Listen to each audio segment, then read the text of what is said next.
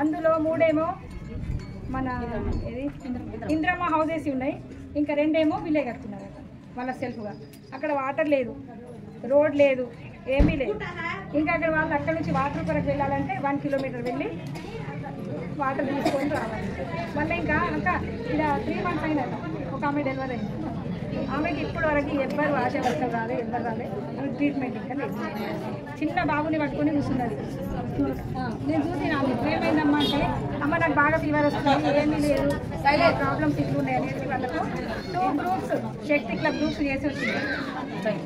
శక్తి club 2 groups చేసిన మళ్ళీ అక్క మీ ఫోన్ నెంబర్ ఇంకా వాళ్ళకి ఇచ్చిన, మళ్ళీ నా ఫోన్ నెంబర్ ఇంకా వాళ్ళకి ఇచ్చిన. మీకు ఏదైనా ప్రాబ్లం ఉంటే నాకు కాల్ చేయండి.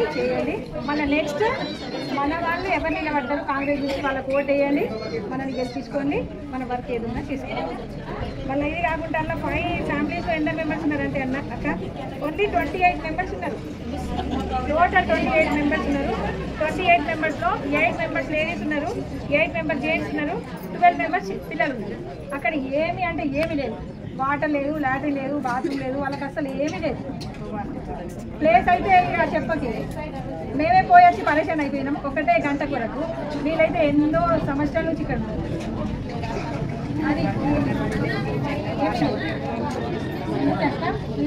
మళ్ళీ మీరు ఎట్లా చేసి అక్కడ విజిట్ చేయండి, వాళ్ళ ప్రాబ్లమ్ సాల్వ్ చేయండి. అమ్మాయి పేరు అమ్మాయి పేరు రాసుకోలేదు, భీమ్బాయ్ గారు,